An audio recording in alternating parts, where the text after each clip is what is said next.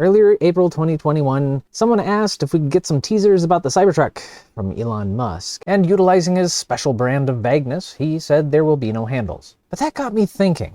There's a lot of interesting alternative possibilities to traditional car handles. You can see some on current production models, whereas some were only used in concept vehicles. We could perhaps reuse some technologies we've utilized for other openings on the vehicles and use those approaches on other doors as well. So come with me to explore the alternatives to door handles. Next on the Tinker Talks. I gotta handle it to him. Well, it all started with this tweet. This guy going by Zach asked Elon to tease us with Cybertruck stuff. So Elon replied, there will be no handles. What does that mean? Now, the overwhelming consensus seems to be that he's referring to exterior door handles. Now, the Cybertruck was pretty unconventional already, but this actually offers some very interesting benefits and challenges, perhaps, that I'm very interested in seeing how they tackle. The original prototype, which I think was the thing that they were still driving around in Texas, either that or a new one that was almost the same, was presented with these door handles here. These door handles are very reminiscent to the original ones on the Model S. Now, there were definitely some downsides with those Model S handles. They had a tendency to break, for one thing, especially the earlier versions. They've made them more reliable since then. Tesla's had a tendency to try different handles on different vehicles. Starting way back with the original Roadster, they had the handle kind of near the back of the door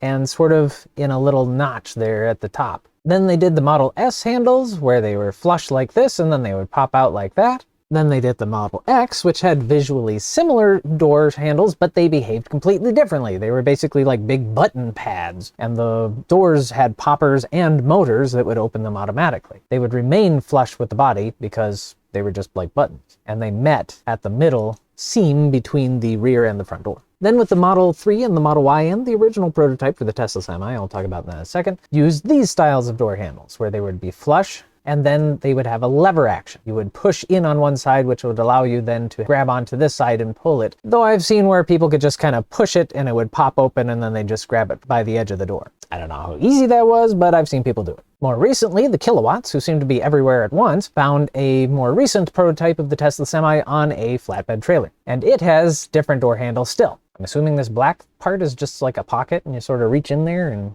grab it. I don't know. But different. Why? Who knows? And even more different is the new Roadster prototype. I always thought it was funny people called it the 2020 Roadster, where they have this sort of pad that you're supposed to swipe your finger up and down on. You can see here, this guy's doing just that at the Autonomy Day presentation. I believe that's where they had this on display. And it would light up and pop the door when he would run his finger like that.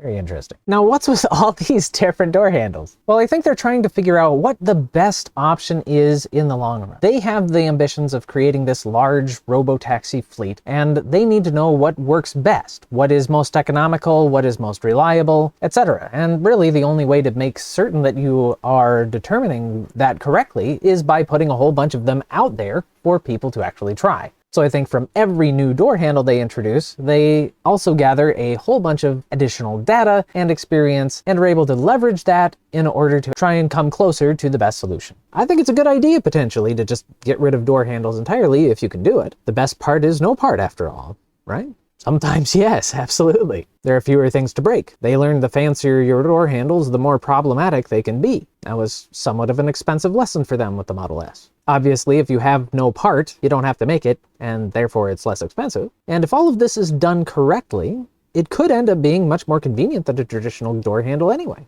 especially in the more difficult sort of circumstances, but we'll get to that later. But also a big factor is aerodynamics. Any kind of a protruding element on a vehicle's body that goes into the airstream is a point of drag. More drag is a reduction of efficiency. A reduction of efficiency is a reduction in range. More energy consumed and/or less range per unit material invested is less money. More aero, more money. Got it? Now, Tesla's not the only people trying to optimize these sorts of things, and other companies have come together with some interesting solutions as well. Here's the door handle from the Volkswagen ID.4. It looks fairly conventional, but it doesn't actually move. It has like a button underneath. And that's how you're mostly supposed to use it. Is this the best for aero? Maybe not, but it's a bit of a compromise and it moves in that direction. Lots of supercars have always had weird and unique door handle situations. Sometimes you'd reach around a piece of bodywork or around the edge of the door or into some kind of air vent or something like that. A number of production models have also had something similar to what the 3 and Y had, but Ford has an interesting solution. They opted for little buttons that are part of the door frame. 2 for the front doors in the B pillar and 2 in the back by the C pillar for the rear doors. And the front doors had this unique little winglet thing that you would wrap your fingers around after you push the button. You kind of push the button, wrap your fingers, and pull it. Very interesting solution. I actually kind of like it. I also included this little number pad thing in order to allow you to get in and out of the vehicle without having to carry a separate key. Something Ford's been doing for a while. Here's the rear door. And Doug DeMuro, go look at his video on this vehicle, it's good. Now you can see here that the buttons are more subtle, and also that there is no little handle here, so what you do is you push the button, the door pops out a little bit, and then you reach in. And what it has is a little kind of kickstand thing to keep it from being pushed in accidentally when you have your fingers around the edge of the door so that your fingers don't leave your body. So what's Tesla gonna do? I don't know. But you have to think they'll be taking all of these things into consideration. And they'll be, again, trying to optimize it for durability, simplicity, cost. Sometimes going with what might seem a more complicated solution might end up being an easier one in the end. For instance, putting an extra motorized thing inside the door in order to open it and maybe prop it open so people's fingers don't get crushed and that sort of thing might be quite a bit simpler than actually having to make an additional aperture, especially through like 3mm thick stainless steel. Any point of intrusion is a more significant threat to the durability and reliability of the vehicle, oftentimes compared to an additional electronic thing. I don't know, nothing's going to be perfect, but, you know, it's interesting to think about. Interestingly, Tesla's already done designs that allow you to actually open the doors without having to have an additional external physical interface. For instance, the Model X had self-presenting doors, where you would simply walk up to the vehicle and the door would open. Now, unfortunately, that didn't always end well. For instance, this video, linked below, shows the doors automatically opening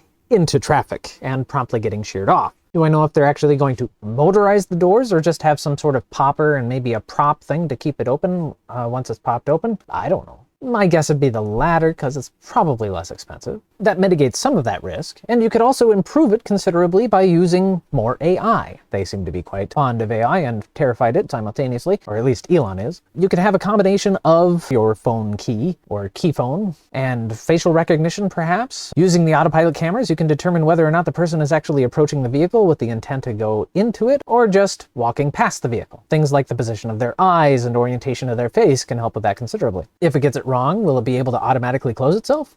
If they're having a hard time with that level, they could integrate, I don't know, hand gestures or facial expressions where you're like, you look like a sad puppy and it lets you in the car. I don't know.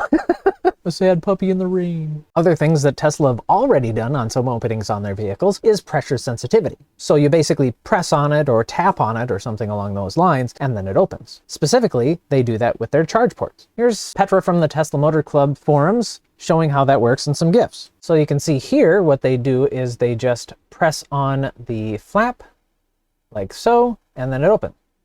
And then you can insert the cable and start charging. What's to say you couldn't just do that with a full-size door? You'd have to be pretty smart about how you do it. Like the vehicle would have to be parked and the key have to be next to it and, all this kind of stuff. But I think that's basically how all of Tesla's vehicles have worked so far. So that being something they already have experience with seems maybe like that. Something they could try. Another thing that I thought of that I thought was kind of an interesting option was the kick sensors, or the foot waving sensors that they would have at the rear of a lot of vehicles like modern crossovers and SUVs in order to open a motorized hatchback. I'm sure many of you have experienced this, or maybe even own a vehicle with that sort of functionality. I wonder how that would work if you tried to do that for side doors. Would there be a problem with reliability, as the sensors would have to be in a place that is prone to buildup of gunk, snow, and muck, and schmutz, and etc.? Being from Minnesota, I'm well aware of the sort of buildup you can yet. Now, the vehicles have microphones. With microphones, you could potentially listen for things. For instance, if you knocked on the door. When you knock on the door, hopefully you'd be able to determine which door it was and would be able to open it so long as you had your key in proximity. Or I suppose any other authorized user. But if it has microphones that can hear outside quite well, you could literally have a password. Use voice commands. Perhaps say the name of your Tesla and then tell it to open the door. And with the cameras, it'd be able to determine which door you want to open and actually open that door. Or you could specify, open the driver's door. You could even add a little password in there. Like, hey, Millennium Falcon, open the driver's door. Sasquatch. And that's the password. I don't know. Something like that maybe. And even if they didn't have microphones that were capable of recording at sufficient fidelity outside, they could even be utilizing people's smartphones. And if their smartphone is too muffled in their pocket or bag or something, perhaps even a smartwatch may work. They could even integrate it with other voice assistants. An interesting option, requires a good amount of backend, but might not require any additional equipment to be installed. Or they might just put another sensor like we saw in that Roadster prototype from the Autonomy Day presentation, where it's just under the glass. If that's how they're going to be constructing the doors, then perhaps that's an option they would like to do. No matter what the solution, it should really have to work in rain and shine, hot and cold, ice and snow, etc., etc. That's something I've been a little bit concerned with, some of the approaches that Tesla had taken. The window having to roll down in order to properly open the door without risk of breaking things is a bit of a problem. It might not be nearly so much of a problem if the vehicles are pretty much in constant motion on some sort of robo-taxi fleet. They can just keep them warmed up and it just thaws everything out. But as a guy who currently has to park his car in his driveway in Minnesota, I know that that could be a problem. There are months of the year where I simply cannot open my window, at least not with a good deal of effort. I don't have a Tesla right now. I'm just talking about any car window. Every single car I've had has that problem. Rethinking the door handle gives them the opportunity to actually make the doors even more functional and convenient than they otherwise could be. But that depends on how they do it. Obviously, it needs to work, like I said, in all of the weather conditions, as well as when people are wearing gloves. I don't know if that swiping thing that they showed on the new Roadster actually can do that or not. Ideally, it would also work, and this is some of the functionality they could add, where your hands are completely full and there's no way you could possibly grab onto a traditional door handle. Like you're carrying a child and a diaper bag and all this other stuff, and you need to be able to open the door so you can put the kid inside the car. I think what they are already planning on putting in the vehicles and already have in the vehicles may be the biggest determining factor as to what they choose. Time will tell. We still haven't seen the final design, unless he does that right after I record this video, which would be pretty unlucky for me anyway. So I'm curious what you think.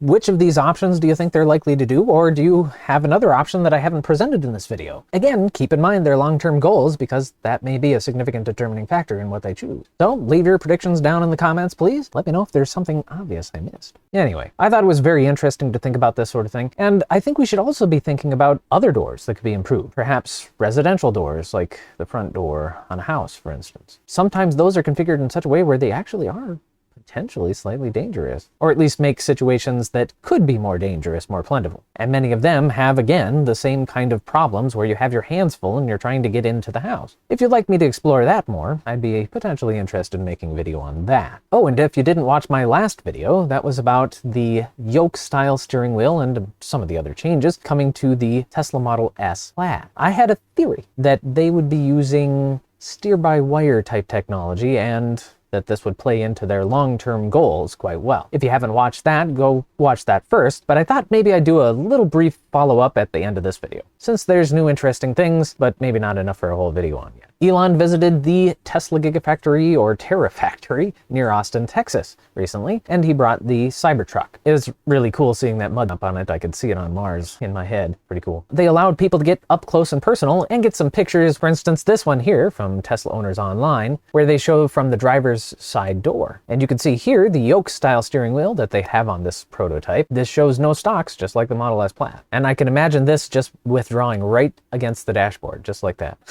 Now again, are they doing steer-by-wire or not? I don't know. It would make sense, but since when did people do things that make sense? Now, Tesla has their reasons as to why they might want to be doing steer-by-wire technology, but they're not the only ones thinking about it. In fact, Toyota just recently showed off their BZ4X electric crossover concept vehicle, which it sounds like they're going to have some kind of vehicle based off of it going into production, including this, the Yoke-style steering wheel that they showed off as an option. And that will very explicitly, as they stated, have steer-by-wire technology. Theoretically, from what I understand they tried to explain, that is with the variable steering ratio, as I was postulating in my Model S video. Now, do they have an actual sensible reasoning behind why they're doing it?